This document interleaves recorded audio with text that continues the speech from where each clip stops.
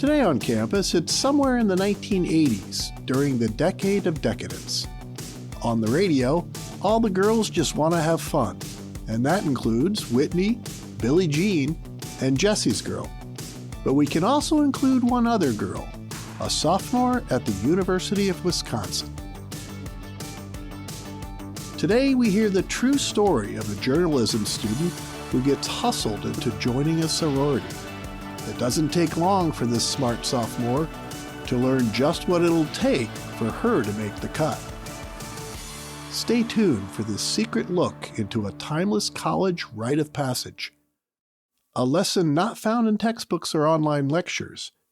If something feels disingenuous, it likely is. But it doesn't mean it's not genuine for someone else.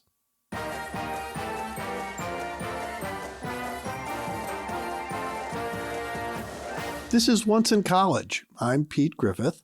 Today's episode was written by Marie Newman, an amazing woman who served as the U.S. Representative for Illinois' 3rd Congressional District from 2001 to 2003. Besides championing equality for all in Washington, this former Congresswoman also blazed her own trails as a noted author, podcaster, entrepreneur, nonprofit leader, and marketing executive. But more on Marie later. Class is about to begin. This is her authentic story, narrated by her, of a fateful decision she was forced to make once in college. As a college student in the mid to late 1980s, I was a bit impetuous. After a brief year and a half at my first college, I transferred at the end of the first semester of my sophomore year to the University of Wisconsin. They had a much stronger journalism program. When I arrived, I knew a few friends of friends at the new school and was lucky to build a small social circle by the end of the spring semester. To add to that bit of good luck, I was offered a well-paying job that summer at the University Publications office while also working at a part-time job at an unpaid internship at a PR agency there in town. However, that meant that most of my new friends would go home and I would stay for the summer. There I was down to one very nice friend, Sheila, who had just transferred as well and decided to stay for the summer. It was Sheila and I against the world. She was bubbly and seemed to be happy all the time.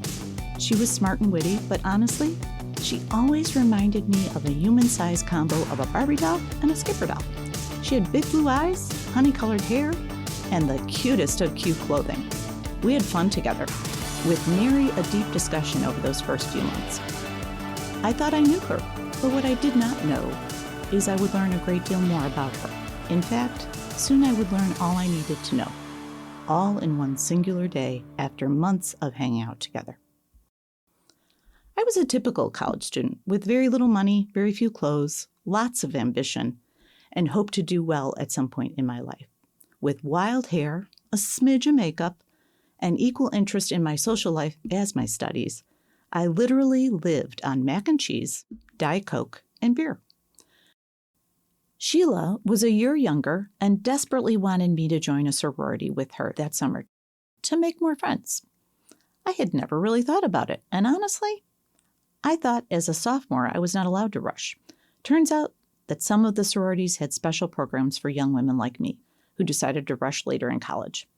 Reluctantly, I remember acquiescing to meeting with the sororities. I thought this might be a shortcut to meet some new friends. So we agreed to getting ready for the interviews together. Sheila showed up to my tiny apartment with 4 outfits, a large piece of luggage she called Mr. Makeup. It was clear she was taking things very seriously and declared, "Let's get to work."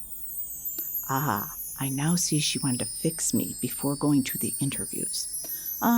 Okay, I agreed. First, your hair. It is really effing curly, girl. We need to tame it a bit. She pulled out the largest can of hairspray I have ever seen to this day. Imagine a bottle of family-sized Tide detergent with a super pink canister spray device. Next, she arranged a series of sheath dresses, one in each of the colors of the various sororities, blue, maroon, beige, and gray on my bed. Sheila paused and said, Oh, I almost forgot. My full-length mirror. It's in my car. Shoot, I will be right back.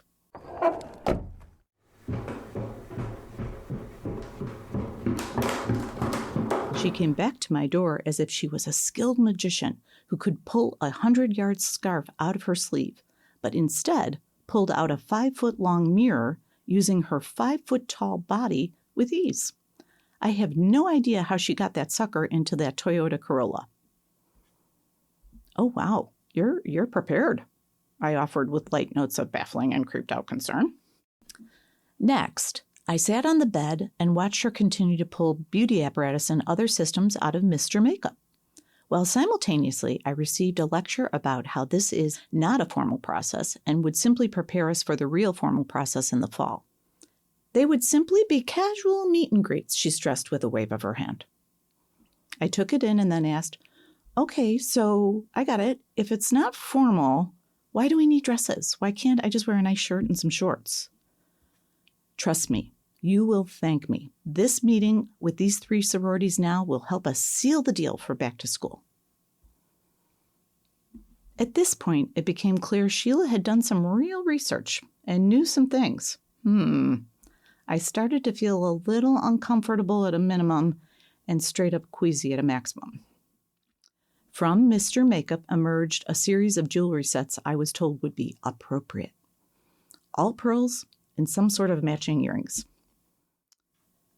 That was the first straw of the proverbial camel's back, and I politely let her know, yeah, Sheila, I don't really do pearls. Very quickly, like a sharpshooter, she indicated without looking up, oh yes, you will. I guess this very special episode of Barbie Does Sorority Row was really going to happen. Help me, sweet baby Jesus. I reminded myself this was a good way to meet friends, right? So just go with it. And so it began. Her hypnotic and persuasive chat about our goals swayed me, and I decided to let her have her way.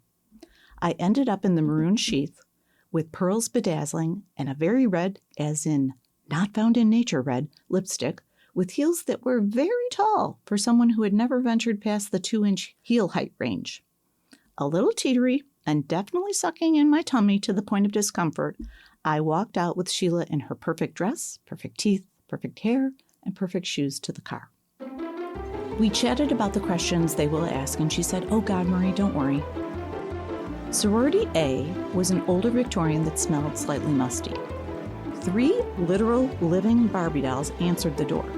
We sat on a plush couch, and immediately a clipboard was pulled out of a drawer, and the questioning began. The Barbie trio shared that the application could not be filled out until the official rush period. But I will never forget some of the questions they shared that supposedly appeared on that application. What is your nationality, your heritage? Do you have ancestors associated with our country's founding? What does your father do? What is his income range? What is your major? Are you dating anyone? What is your GPA? Do you have any unfortunate incidents we need to know about? My head was spinning. I only shared the bare minimum, shocked by the nature of the questions. I could not help but ask, why do you need to know these things? Head Barbie said, if you are lucky enough to be accepted, then you will become our family member, and we need to make sure it is a good family fit, right? I'm sure you understand. It went on a bit longer, my head hurt, and I remember feeling violated on some level. We then had to go home and get into outfit number 2 and venture to sorority B. Ugh. At sorority B, rinse, wash, repeat. The formula of asking truly intrusive and inappropriate questions continued. I told Sheila, I don't think this is my thing. She countered with, please, please, do it for me. Now, I know me, and I know these situations bring out the very worst in me, but I also felt obliged to her because she took the time to fix me. My reasoning was she went out of her way to tame my hair, lend me clothes, and help me socially. So I sucked it up, and we strolled into sorority C. Seriously, same thing at sorority C. Rinsey, rinsey, washy, washy, repeaty, repeaty. Creepy questions, lots of judgment, and some very clear staring at my unruly and unforgiving hair, and possibly my little beer belly.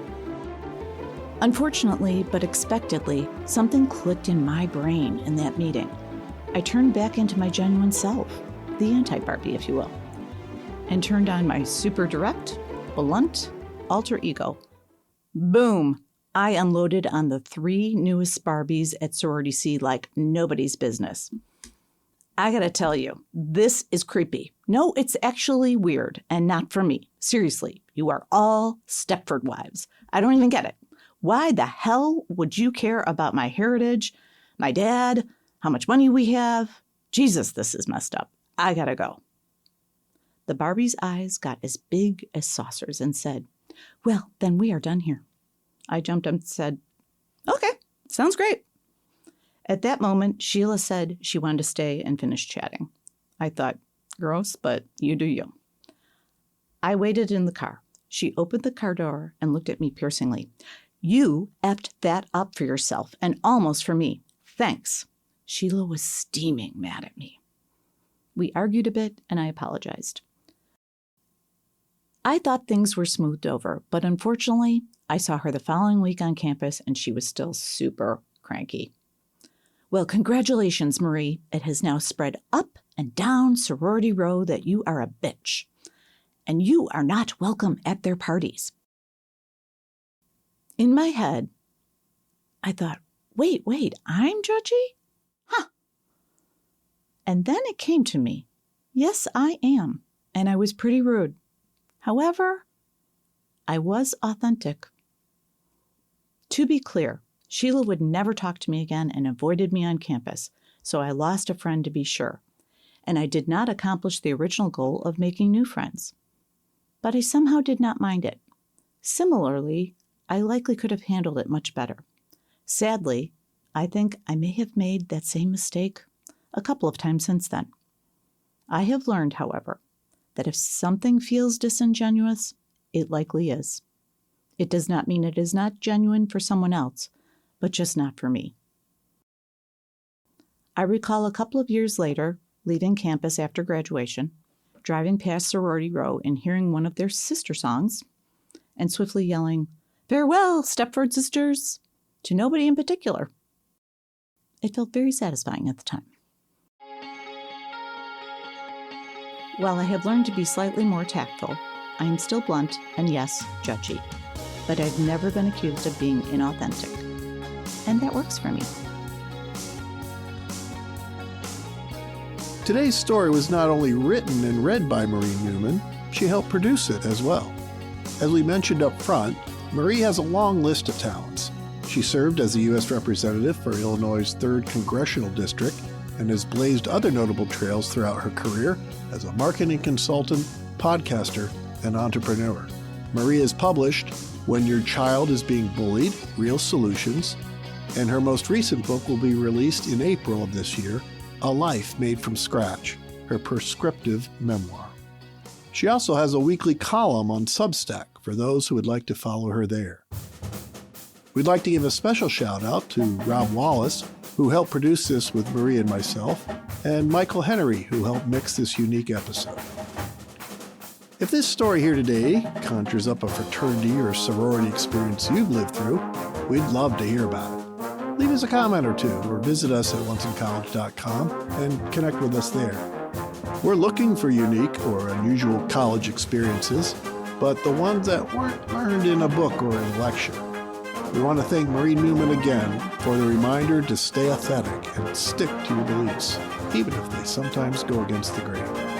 If you like this episode or our podcast, give us a like, or share it with someone who you think would relate to what we do. And if you want to hear our upcoming stories the moment they come out, please subscribe to our podcast. It really helps us more than you'd ever think, more than our GPAs ever did.